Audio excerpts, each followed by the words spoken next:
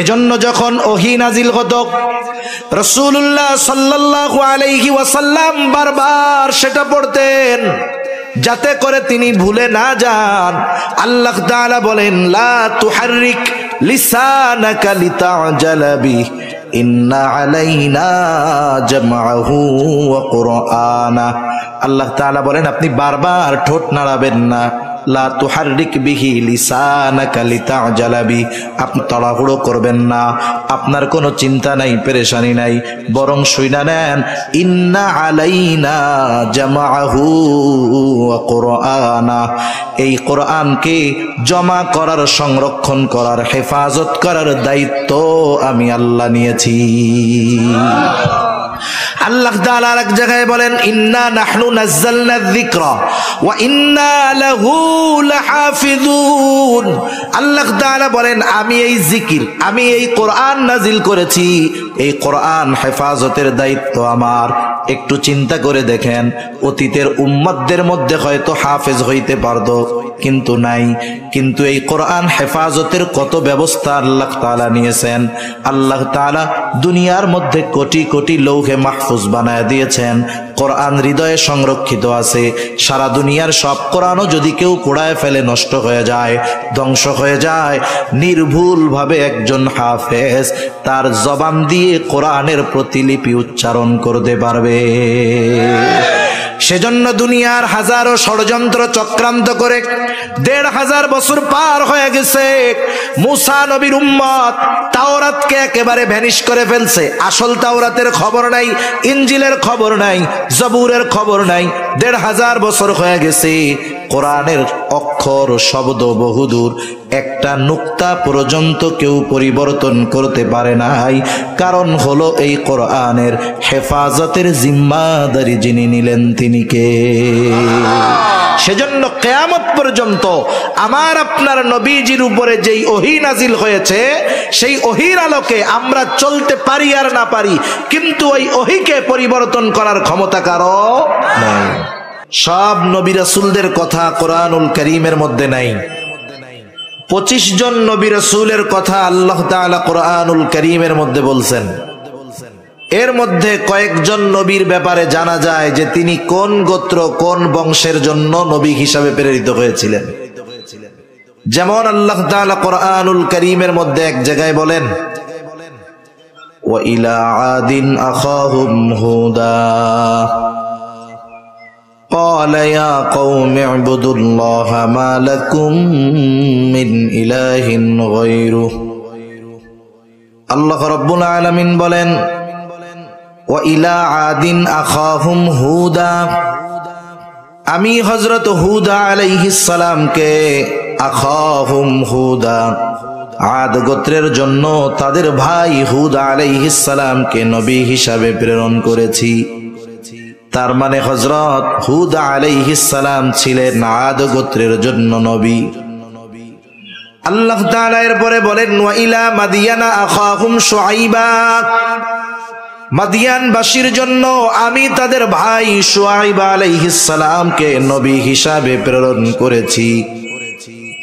ওয়া ইলা সামুদা আখাহুম সালিহা, আল্লাহ তাআলা বলেন আমি সামুদ গোত্রের জন্য তাদের ভাই সালেহ আলাইহিস সালামকে নবী হিসাবে প্রেরণ করেছি।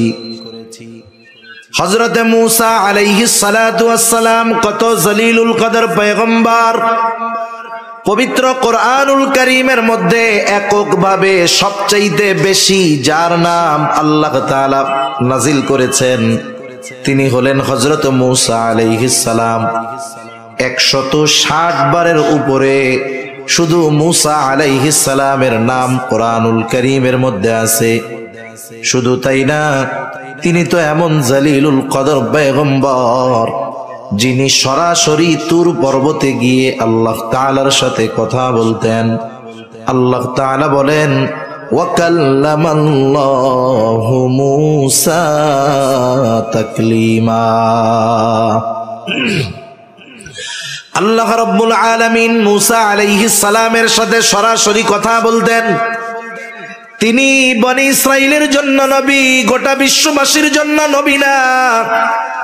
বরং ইহুদিরাও এই দাবি করে যে মুসা আলাইহিস সালাম শুধুমাত্র ইহুদিদের জন্য নবী, বনি ইসরাইলের জন্য নবী। আমাদের আদি পিতার নাম কি একটু বলেন না? হযরত আদম আলাইহিস সালাম। এটা কিন্তু আকীদাগত বিষয়, কারণ নাইলে একদল মানুষ চিন্তা করবে আমাদের আসল পিতার নাম ভুলায়া বানর রে বাপ বানায় দিতে চাইবে, ঠিক না? হযরত আদম আলাইহিস সালাম মানব জাতির পিতা, কোনো সন্দেহ নাই, কিন্তু সব মানব জাতির জন্য আল্লাহ তাআলা ওনাকে নবী বানান নাই। হযরত ইব্রাহিম আলাইহিস সালাম কেমন জলিলুল কদর পয়গম্বর, আল্লাহ তাআলা ওনার উপাধি দিয়েছেন খলিলুল্লাহ, আল্লাহর বন্ধু। তিনি মুসলিম মিল্লাতের পিতা, তবে সব মুসলিমের জন্য নবী না।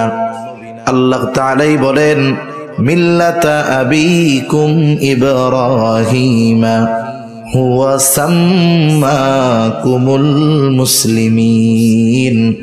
আল্লাহ তাআলা বলেন মিল্লাতা আবিকুম ইব্রাহিম, মুসলিম মিল্লাতের পিতা হলো ইব্রাহিম আলাইহিস সালাম, আর তিনি তোমাদের নামকরণ করেছে মুসলমান। তাহলে আদম আলাইহিস সালাম মানব জাতির পিতা, কিন্তু সব মানব জাতির জন্য তিনি নবী না। ইব্রাহিম আলাইহিস সালাম মুসলিম মিল্লাতের পিতা, তবে সব মুসলমানের নবী না।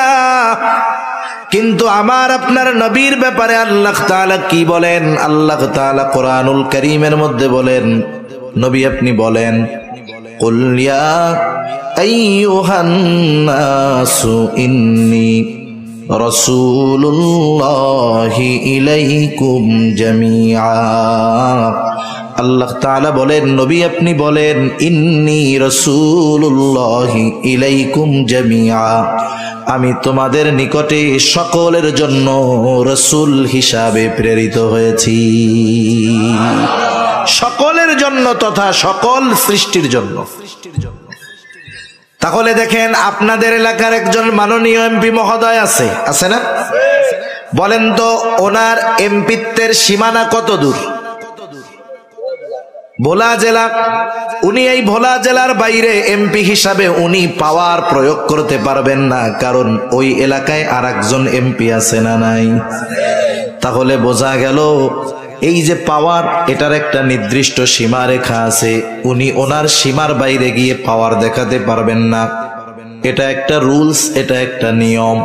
প্রত্যেকটা নবীর ক্ষেত্রে এমন হয়েছে, ওনাকে যেই এরিয়ার জন্য নবী হিসাবে প্রেরণ করা হয়েছে, উনি ওই এরিয়ার মধ্যে দাওয়াতি কাজ করেছেন। বরং কখনো এমন হয়েছে একসাথে একাধিক নবী, অনেক নবী একসাথে দুনিয়ায় ছিলেন। যেমন কোরআনুল কারীমে প্রসিদ্ধ দুইজন নবী, হযরত ইব্রাহিম আলাইহিস সালাতু ওয়াস সালাম, ওই সময় পাশেই নবী ছিল হযরত লূত আলাইহিস সালাম, ইব্রাহিম আলাইহিস সালামের ভাগিনা। মূসা হারুন আলাইহিমাস সালাম দুই ভাই একসাথে নবুয়ত পেয়েছেন, দুইজনই নবী ছিলেন। হযরত ঈসা ইয়াহইয়া আলাইহিস সালাম এক সময় ছিলেন। এই রকম প্রত্যেকটা নবীর জন্য তার নবুয়তির একটা সীমানা ছিল, একটা এরিয়া ছিল। কিন্তু আমার আপনার নবীজির নবুয়তির পরিধি, সীমানা কত দূর, কত দূর। আমরা প্রতিদিন প্রতি রাকাত নামাজে ইমামের পেছনে যখন নামাজ পড়ি, ইমামের কেরাত, মুসল্লির কেরাত, ইমাম সাহেব তিলাওয়াত করেন। আমি আপনি যখন একা নামাজ পড়ি, সুন্নাত পড়ি, বিতির পড়ি, নফল পড়ি, আমিও আপনি তিলাওয়াত করি। তার মানে জামাতে পড়ি আর একাকি পড়ি, প্রত্যেক নামাজে সূরা ফাতিহা আছে কি নাই? সূরা ফাতিহার প্রথমেই আমরা বলি আলহামদুলিল্লাহি রাব্বিল আলামিন। আমরা বলি সকল প্রশংসা আল্লাহর জন্য, যিনি রব্বুল আলামিন, যিনি জগৎ সমূহের প্রতিপালক। আলম এক বচন, আলামিন বহু বচন, তার মানে জগৎ একটা নয়, অনেক। সব জগতের রব, প্রতিপালক যিনি, তিনি কে? তাহলে আল্লাহ হলেন রব্বুল আলামিন। ওই আল্লাহ আমার আপনার নবীজির ব্যাপারে ঘোষণা দেন। আল্লাহ তাআলা বলেন, ওয়ামা আরসালনাকা ইল্লা রাহমাতাল লিল আলামিন। আল্লাহ তাআলা বলেন, আমি আপনাকে শুধুমাত্র জগৎ সমূহের রহমত হিসাবে প্রেরণ করেছি। তার মানে আল্লাহ হলেন রব্বুল আলামিন, আর আমার আপনার নবীজি হলেন রহমাতুল লিল আলামিন।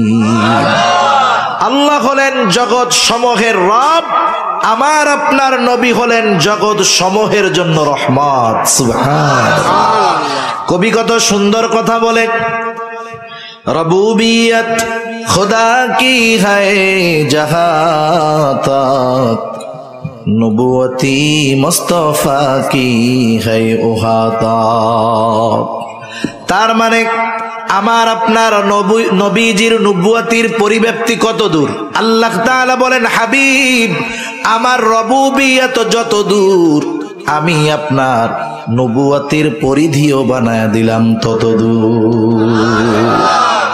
তাহলে এক নাম্বার যেই জিনিসটা লাগবে, যে তিনি নির্দিষ্ট কোন জাতি গোষ্ঠী বংশের জন্য প্রেরিত হতে পারবেন না, তিনি সকল সৃষ্টির জন্য প্রেরিত হবেন। বলেন তো এই এক নম্বর শর্ত গোটা দুনিয়ার মধ্যে একজনের মধ্যেই পাওয়া যায়, তিনি হলেন আমার আপনার নবী মুহাম্মাদুর রাসূলুল্লাহ সাল্লাল্লাহু আলাইহি ওয়াসাল্লাম। দুই নাম্বার যেই জিনিসটা লাগবে, তার জীবন হবে বহুমুখী জীবন। এমনটা নয় যে তিনি গোটা জীবন আনন্দে ছিলেন, কষ্ট করেন নাই। আবার এমনটা নয় যিনি শুধু দাওয়াতি কাজ করছেন, রাষ্ট্র পরিচালনা করেন নাই। এক কথায় জীবনের প্রত্যেকটা দিকে তার পদাচারণা থাকবে। তার জীবনের দিকে যদি তাকানো হয়, গোটা জীবনের সব ধরনের সমাধান পাওয়া যাবে।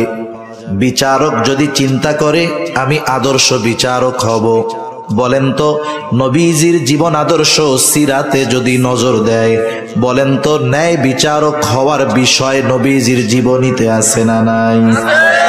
কেউ যদি চিন্তা করে আমি আদর্শ রাষ্ট্র পরিচালক হব, রাষ্ট্রনায়ক হব, যদি নবীজির জীবনীর দিকে নজর দেয়, বলেন তো আদর্শ রাষ্ট্রনায়ক হওয়ার জন্য যা দরকার পাওয়া যাবে কিনা? কেউ যদি চিন্তা করে আমি আদর্শ যোদ্ধা হব, সেনানায়ক হব, বলেন তো নবীজির জীবনীতে পাওয়া যাবে কি যাবে না? নবীজি কেমন যোদ্ধা ছিলেন, ছোট্ট একটা হাদিস আপনাদের শোনাই। হযরত আনাস রাদিয়াল্লাহু তাআলা আনহু বলেন, যুদ্ধের ময়দানে নবীজি যেই যুদ্ধে সরাসরি অংশগ্রহণ করতেন, নবীজি শত্রুর এত কাছে যাইতেন যে সেই জায়গাতে যাওয়া আমরা কল্পনাও করতাম না। যুদ্ধের ময়দানে নবীজি সবার আগে থাকতেন। শুধু তাই না, হযরত ইবনে আব্বাস রাদিয়াল্লাহু তাআলা আনহু নবীজির সমর কৌশলের কথা বর্ণনা করতে গিয়ে বলেন, নবীজির সমর কৌশল এমন ছিল যা গোটা দুনিয়ার মধ্যে তৎকালীন সমরবিদ আমার আপনার নবীজির মতো কেউ ছিল না। মানে নবীজির যুদ্ধ কৌশল এমন কৌশল ছিল যুদ্ধের ময়দানে, এটা ওই জামানায় কারো এরকম বুদ্ধি ছিল না যে যুদ্ধের ময়দানে কেমন করে শত্রুর বিরুদ্ধে লড়াই করা যায়। আবার দেখেন, কেউ যদি আদর্শ পিতা হতে চায়, আদর্শ বাবা হতে চায়, বলেন তো নবীজির জীবনীর দিকে যদি নজর দেওয়া হয় যে বাবা হিসাবে নবীজি কেমন ছিলেন, আদর্শ পিতা হওয়া যাবে কি যাবে না? কেউ যদি আদর্শ শ্বশুর হতে চায়, নবীজির জীবনীর দিকে তাকাইলে আদর্শ শ্বশুর হওয়া যায়। কেউ যদি আদর্শ স্বামী হতে চায়, নবীজির জীবনীর দিকে তাকাইলে আদর্শ স্বামী হওয়া যায়। তার মানে নবীজির জীবন একমুখী নয়, বহুমুখী, এবং প্রত্যেকটা জায়গায় নবীজি সর্বোচ্চ সফলতার উদাহরণ রেখে গিয়েছে। তার জীবনে যেমন সুখ স্বাচ্ছন্দ্য আছে, তার জীবনে তেমন কষ্ট ক্লেশও আছে, ঠিক কিনা বলেন? রাসূল আকরাম সাল্লাল্লাহু আলাইহি ওয়াসাল্লামের জীবনীর মধ্যেই এটা পাওয়া যায়। 3 নাম্বার শর্ত, তার দ্বারা এমন কিছু বিষয় পূর্ণতা লাভ করবে যা তার পূর্বে লাভ করে নাই। কথা কি বুঝতেছেন আপনারা? তার মানে তার দ্বারা এমন কিছু বিষয় পূর্ণতা পাবে যা তার পূর্বে পূর্ণতা লাভ করে নাই। এখন আসেন, আমার আপনার নবীর দ্বারা এমন কোন বিষয়গুলো পরিপূর্ণতা লাভ করছে যা আমার আপনার নবীর আগে পরিপূর্ণতা পায় নাই? একটু খেয়াল দিয়ে শুনি। 1 নাম্বার, আমার আপনার নবীর দ্বারা আল্লাহ তাআলা শরীয়তকে পূর্ণতা প্রদান করেছে। শরীয়তের পূর্ণতা আমার আপনার নবীর মাধ্যমে আসছে। আল্লাহ রাব্বুল আলামিন জানায় দেন, আল্লাহ তাআলা বলেন, আল-ইয়াওমা আকমালতু লাকুম দীনাকুম ওয়া আতমামতু আলাইকুম নি'মাতি ওয়া রাদিতু লাকুমুল ইসলাম দীনা। আল্লাহ তাআলা বলেন, আল-ইয়াওমা আকমালতু লাকুম দীনাকুম ওয়া আতমামতু আলাইকুম নি'মাতি, আজকে আমি তোমাদের জন্য, ওয়া আতমামতু আলাইকুম, আমি তোমাদের জন্য দিনকে পরিপূর্ণ করলাম। আল-ইয়াওমা আকমালতু লাকুম দীনাকুম, আমি তোমাদের জন্য তোমাদের দিন তথা জীবন ব্যবস্থাকে পরিপূর্ণ করলাম। এই আয়াতের ব্যাপারে একটা ঘটনা আছে। একদিন এক ইহুদি খলিফাতুল মুসলিমিন হযরত ওমর রাদিয়াল্লাহু তাআলা আনহুর কাছে আসছে। আসার পরে বলে, ও খলিফাতুল মুসলিমিন, আপনাদের কোরআনের মধ্যে এমন একটা আয়াত আছে যেটা আল্লাহ তাআলা আপনাদের নবীর উপরে নাজিল করেছে। ওই আয়াতটা যদি মূসা নবীর উপরে নাজিল হইত, যেই দিন নাজিল হতো ওই দিনটাকে আমরা ঈদের দিন বানায় নিতাম। এইবার হযরত ওমর রাদিয়াল্লাহু তাআলা আনহু প্রশ্ন করলেন, কোন সেই আয়াত যেটা মূসা নবীর উপরে নাজিল হলে ঈদের দিন বানায় নিতা? তিনি এবার বললেন, ওই আয়াতটা আল-ইয়াওমা আকমালতু লাকুম দীনাকুম, এই আয়াতটা। তাহলে আল্লাহ তাআলা এই আয়াতের মধ্যে জানায়া দিলেন, আল-ইয়াওমা আকমালতু লাকুম দীনাকুম, আমি তোমাদের জন্য তোমাদের দিন তথা জীবন ব্যবস্থাকে পরিপূর্ণ করলাম। শুধু তাই না, আল্লাহ তাআলা বলেন, ওয়া রাদিতু লাকুমুল ইসলাম দীনা, এবং ইসলামকে আমি তোমাদের জন্য দিন হিসাবে সুপ্রতিষ্ঠিত করলাম। এটা আল্লাহ তাআলার মনোনীত পূর্ণাঙ্গ এক জীবন ব্যবস্থা, যেটার নাম হলো ইসলাম। আর এই ইসলাম, এই দিন এমন এক জীবন ব্যবস্থা, দুনিয়ার প্রত্যেকটা ক্ষেত্রে আমাকে আপনাকে যেই জীবন ব্যবস্থা সমাধান দিতে পারে সেটার নাম ইসলাম। আর এর পূর্ণাঙ্গতা আল্লাহ তাআলা আমার আপনার নবীজির মাধ্যমে দিয়েছে। ইসলাম এমন এক জীবন ব্যবস্থা, দুনিয়ার এমন কোন বিষয় নাই যেটা ইসলাম সমাধান দিতে পারে না। সুবহানাল্লাহ বলেন। সব কিছুর সমাধান ইসলামের মধ্যে আছে, শুধু আমাদের মেনে নেওয়ার মন মানসিকতা দরকার। তাহলে 1 নাম্বার পূর্ণতা লাভ করেছে শরীয়ত জীবন ব্যবস্থা। 2 নাম্বার, আল্লাহ তাআলা পাশাপাশি বলেন, ওয়া আতমামতু আলাইকুম নি'মাতি, আমি আমার নেয়ামত তোমাদের জন্য পরিপূর্ণ করলাম। তার মানে নবীজির মাধ্যমে 1 নম্বরে পূর্ণতা লাভ করেছে শরীয়ত, 2 নম্বর নেয়ামত, 3 নম্বর আমার আপনার নবীজির মাধ্যমে পূর্ণাঙ্গতা লাভ করেছে নবুয়ত। আল্লাহ রাব্বুল আলামিন আমার আপনার নবীজির নবুয়তির ব্যাপারে ঘোষণা দিয়েছেন। আমার আপনার নবীজির মাধ্যমে আল্লাহ রাব্বুল আলামিন নবী আসার ধারাবাহিকতাকে খতম করে দিয়েছেন, শিলমোহর মেরে দিয়েছেন। যদিও শেষ জামানায় ঈসা আলাইহিস সালাতু ওয়াস সালাম দুনিয়ায় আসবেন, তবে নতুন কোন শরীয়ত নিয়ে নয়, বরং শরীয়তে মুহাম্মাদীকে পরিপূর্ণ প্রতিষ্ঠিত করার জন্য আল্লাহ তাআলা ওনাকে আবার দুনিয়ায় পাঠাবে। এই বিষয়ের দ্বারা যে খতমে নবুয়াত অকার্যকর হয়ে যায় বিষয়টা এমন না। আমাদের দেশে কয়েকটা ফিতনা আছে, ঈমান বিধ্বংসী ফিতনা। এর মধ্যে একটা ফিতনা কাদিয়ানি ফিতনা, এর মধ্যে আরেকটা ফিতনা খ্রিস্টান মিশনারির ফিতনা। এই দুইটা ফিতনা, এই দুইটা জিনিস গোটা বাংলাদেশে মুসলমানদের ঈমান হরণ করার প্রধান এজেন্ডা বাস্তবায়ন করার অপচেষ্টা করতেছে। শুরু হয় কোথায়? যেখানকার মানুষ অভাব পীড়িত মানুষ, যেখানে উলামায়ে কেরামের পদচারণা কম। অনেক সময় মানুষ চিন্তা করে, ভাই নুন আনতে পান্তা পুরায়, পড়ালেখার টাইম কোথায়? এরকম কিছু এলাকা আছে না, যে অভাব দারিদ্রতা এমন যে যেখানে জীবন বাঁচিয়ে রাখা দায় সেখানে লেখাপড়ার সুযোগ কোথায়? রুটি রুজি জোগাড় করতে গিয়েই তো জীবনটা শেষ। সেজন্য প্রথম টার্গেট একেবারে উত্তরবঙ্গের শেষ এলাকাগুলো, যেখানের মানুষ গরমেও কষ্ট, শীতেও কষ্ট। প্রতি বছর বন্যায় তাদের ঘর বাড়ি প্রতি বছর দুই একবার দোয়া মোছা হয় আর কি। আরেকটা হলো পার্বত্য অঞ্চলে, যেসব জায়গায় এদের ওই মিশনারি গুলো চলে, ওদের মূল মিশন হলো মানুষদের ঈমান ধ্বংস করে দেওয়া। তাহলে এক নাম্বার কাদিয়ানি, দুই নাম্বার খ্রিস্টান মিশনারি। এই খ্রিস্টান মিশনারি যারা ওরা সরলমনা মুসলমানদের ঈমান ধ্বংসের প্রথম কার্যক্রম শুরু করে সেবার মাধ্যমে। কিসের মাধ্যমে? সেবার মাধ্যমে। কারণ উত্তরাঞ্চলের এমন এমন জায়গা এখনো আছে কল্পনাতীত বিষয়, সেসব জায়গায় মানুষ সহজে যাইতে পারে না, যাইতে চায় না।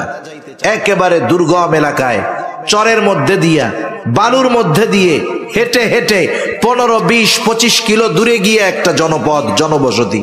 না যায় গাড়ি, না যায় নৌকা। এখন 20-25 কিলোমিটার, 30 কিলোমিটার ওই বালুর মধ্যে পায়ে হাইটা যদি আমাদের যাইতে বলেন, যাওয়ার আগে বালুর মধ্যে শেষ হয়ে যেতে হবে। ওরা গিয়ে ওই সব অঞ্চলে, ওর টাকা পয়সার অভাব নেই। আমাদের মুসলমান সম্প্রদায় যারা গোটা দুনিয়ায় মুসলমান যারা আছে, আমাদের সম্পদ হইলে আমরা বিলাসিতা করার চেষ্টা করি। দেখেন না, শুনেন না মাঝে মধ্যে যে আরব দেশের অমক প্রিন্স অমক দেশে সফরে গেছে, যাওয়ার সময় সে সিঁড়ি নিয়ে গেছে, স্বর্ণের সিঁড়ি। আবার বাথরুম করবে, কমোড বানায় নিয়ে গেছে, স্বর্ণের কমোড। এরা সম্পদ পাইলে বিলাসিতা করে, আর ওই খ্রিস্টানেরা সম্পদ পাইলে তাদের ওই ধর্মকে গোটা বিশ্বের মানুষের কাছে পৌঁছে দেওয়ার জন্য তাদের জীবনের অর্জিত সম্পদগুলোর বড় একটা অংশ খ্রিস্টান মিশনারিতে দান করে দেয়। পৃথিবীর অন্যতম ধনী বিল গেটস তার উপার্জিত সব সম্পদের প্রায় 60% উপরে টাকা সে খ্রিস্টান মিশনারিতে অলরেডি উইল করে দিছে, যে আমার এই 60% টাকা এগুলা মিশনারির জন্য ব্যয় হবে। কি চিন্তা করতেছেন? এই অর্থ দিয়ে দিয়ে, সেবা দিয়ে দিয়ে সরল মনা মুসলমানদের মন আগে জয় করে। স্বাভাবিক আমরা মানুষ, একজনের দ্বারা যদি বারবার বারবার আমার মৌলিক চাহিদা মিটে, প্রয়োজন মিটে, এক সময় তার প্রতি আমার একটু দুর্বলতা আসবে, স্বাভাবিক বিষয়, ঠিক কিনা বলেন? আর স্বাভাবিক প্রত্যন্ত অঞ্চলের মানুষ শিক্ষার ব্যাপারে কমতি থাকে, দ্বীনের ব্যাপারেও কম জানে, দুনিয়ার ব্যাপারেও কম জানে। এই সুযোগটা তারা ব্যবহার করে আস্তে আস্তে ওই মানুষগুলোকে খ্রিস্ট ধর্মের দাওয়াত দেয়। স্টেপ বাই স্টেপ, ধাপে ধাপে দাওয়াত দেয়। এই সময় তারা আমাদের নবীজির ব্যাপারে এ কথা বলে যে, শোনো, তোমাদের হুজুররা বলে তোমাদের পরে নাকি, নবীজির পরে নাকি আর কোনো নবী আসবে না, তাই ঈসা আলাইহিস সালাম দুনিয়ায় আসবে। তোমাদের হুজুররাই কথাও বলে না? হ্যাঁ বলে। তাইলে তোমাদের নবীর পরে যদি ঈসা আলাইহিস সালাম আবার দুনিয়ায় আসে, উনি তো নবী, তাই না? বলে হ্যাঁ। তাইলে উনি যদি আবার নবী আসে, তাইলে শেষ নবী কেমন করে মুহাম্মদ সাল্লাল্লাহু আলাইহি ওয়াসাল্লাম হইল? মূর্খ মানুষ বোঝে না, তখন চিন্তা করে, হয় এটা তো বাস্তব, ঈসা আলাইহিস সালামও তো নবী, আমাদের নবীও নবী। এই যে তাহলে ঈসা আলাইহিস সালাম যদি আমাদের নবীর পরে আসে নবী হিসাবে, তাইলে তো উনি তো নবী। মুহাম্মদ সাল্লাল্লাহু আলাইহি ওয়াসাল্লামের পরে আসলো। এখন আস্তে আস্তে অজ্ঞতার কারণে প্রথমে মাথার মধ্যে সংশয় ঢুকায়া দেয়, সংশয়। এরপরে আস্তে আস্তে হয়তো আরো কিছু কথার পরে সেও বিশ্বাস করে নেয় যে ঈসা আলাইহিস সালাম শেষ নবী। নাউযুবিল্লাহ। ঈসা আলাইহিস সালাম শেষ সময়ের ত্রাণকর্তা হবেন। তার ঈসাই ধর্মের উপরে যারা থাকবে তাদেরকে তিনি মুক্তির ব্যবস্থা করে দিবেন।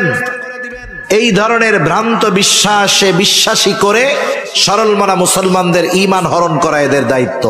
এখন আমি কি জন্য এই কথাটা বললাম, পরেও কাজে লাগবে। মনে করেন একটা অনুষ্ঠান শুরু হবে 10টায়, কয়টায়? আপনাদের এইখানে হয়তো যে ব্যক্তি, এক ব্যক্তি আছেন যে যিনি সবার আগে আইসা বসছেন, একজন আছে না যে তো আসছে সবার আগে। মনে করেন আধা ঘন্টা বসার পর উনি যে কোনো কারণ বশত একটু জরুরত সারতে গেলেন। জরুরত সারার পরে উনি যখন আসলেন, আইসা দেখলেন যে 500 মানুষ হয়ে গেছে।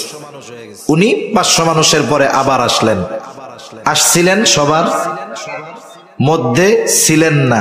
আবার যখন আসলেন তখন দেখেন কি লোকজন ভরপুর। এই লোকের ব্যাপারে কি বলবেন যে উনি সবার লাস্টে আসছে? উনি আসছে কখন? সবার আগে। কখন আসছে বলেন না? ঈসা আলাইহিস সালাম আমার আপনার নবীজির আগে দুনিয়ায় আসছেন। আল্লাহ তাআলা ওনাকে কারণবশত তুলে নিয়ে গেছেন আসমানে, উনি ওইখানে আছেন। আবার আল্লাহ তাআলা ওনাকে দুনিয়াতে পাঠাবেন।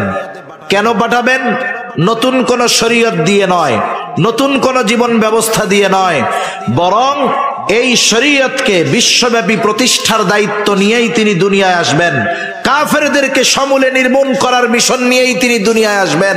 আল্লাহ তাআলা ওনাকে পাঠিয়েছেন আমার আপনার নবীজির আগে, কারণবশত উঠায় নিয়েছেন। আবার নবুয়তির পরে তিনি আমার আপনার নবীর পরে শেষ জামানায় দুনিয়ায় আসবেন। উনি আবার আসার কারণে এ কথা বলার সুযোগ নাই উনি শেষ নবী। বলার সুযোগ আছে? কারণ ওনার মূল আগমন ঘটছে আগে, ওটাকেই ধর্তব্য হবে। শেষ জামানায় উনি আসবেন, উম্মতে মুহাম্মাদির এই মুহাম্মাদি শরীয়তের দাওয়াতি কাজই তিনি করবেন। সুতরাং খ্রিস্টানেরা যেই বিষয়ে দাবি করে আমার আপনার নবীজির খতমে নবুয়াতকে অস্বীকার করে, এটা কখনোই গ্রহণযোগ্য হতে পারে না। এখন খ্রিস্টানরা করে করুক, সেটা এক বিষয়। আরেকটা সম্প্রদায় হলো কাদিয়ানী সম্প্রদায়, যারাও আমার আপনার নবীজির খতমে নবুয়াতকে অস্বীকার করে। কাদিয়ানী গোলাম আহমদ কাদিয়ানীর একটা বক্তব্য এরকম, খতমে নবুয়াত দ্বারা উনি বোঝাতে চাচ্ছেন যে এতকাল আল্লাহ তাআলার নবী পাঠানোর দায়িত্ব শেষ হইছে আমার আপনার নবীর দ্বারা। এখন আমার আপনার নবী যদি চায় নবুয়াত বন্টন করতে পারবে। নাউযুবিল্লাহ বলেন। তার দাবি ওই মুহাম্মদ সাল্লাল্লাহু আলাইহি ওয়াসাল্লামের বন্টনকৃত নবী যারা, তাদের মধ্যে একজন হলো গোলাম আহমদ কাদিয়ানী। নাউযুবিল্লাহ বলেন। এজন্য দেখবেন কাদিয়ানীরাও তাদের কালিমায়ে লা ইলাহা ইল্লাল্লাহ মুহাম্মাদুর রাসূলুল্লাহ এটাই বলে। এখন বলেন তো, ঘুরায়া ফিরায়া যেভাবেই হোক তারা গোলাম আহমদ কাদিয়ানীকে নবী বানাতে চায়, এটা তাদের মূল টার্গেট। এখন কেউ যদি গোলাম আহমদ কাদিয়ানীকে নবী হিসাবে স্বীকার করে, তাহলে কোরআনুল কারীমে খতমে নবুয়াতের স্পষ্ট বক্তব্য আল্লাহ তাআলা দিয়েছেন। আল্লাহ তাআলা বলেন, মা কানা মুহাম্মাদুন আবা আহাদিম মির রিজালিকুম ওয়ালাকিন রাসূলুল্লাহ ওয়া খাতামান নাবিয়্যিন। আল্লাহ রাব্বুল আলামিন বলেন, মা কানা মুহাম্মাদুন আবা আহাদিম মির রিজালিকুম ওয়ালাকিন রাসূলুল্লাহি ওয়া খাতামান নাবিয়্যিন। মুহাম্মদ সাল্লাল্লাহু আলাইহি ওয়াসাল্লাম তোমাদের কোন পুরুষের পিতা নন। ওয়ালাকিন রাসূলুল্লাহি ওয়া খাতামান নাবিয়্যিন, তিনি হলেন আল্লাহর প্রেরিত রাসূল এবং শেষ নবী। মুফাসসিরিনে কেরাম বলেন, এটা হলো খতমে নবুয়াতের অকাট্য দলিল, আর কোন দলিলের প্রয়োজন নাই। সাথে সাথে নবীজি সাল্লাল্লাহু আলাইহি ওয়াসাল্লামের বক্তব্য হলো, আনা খাতামুন নবিয়্যিন লা নাবিয়্যা বাদি, আমি শেষ নবী, আমার পরে আর কোন নবী নাই। এখন একটা মানুষ বেঈমান হওয়ার জন্য গোটা কোরআনুল কারীমকে অবিশ্বাস করা লাগবে না, কোরআনুল কারীমের একটা পারাকে অবিশ্বাস করা লাগবে না, কোরআনুল কারীমের একটা সূরাকে অস্বীকার করা লাগবে না, কোরআনুল কারীমের একটা রুকুকে অস্বীকার করা লাগবে না, কোরআনুল কারীমের একটা আয়াতকে অস্বীকার করা লাগবে না, কোরআনুল কারীমের একটা শব্দকে অস্বীকার করা লাগবে না। কেউ যদি কোরআনুল কারীমের একটা অক্ষরকে অবিশ্বাস করে, বেঈমান হওয়ার জন্য এটাই যথেষ্ট।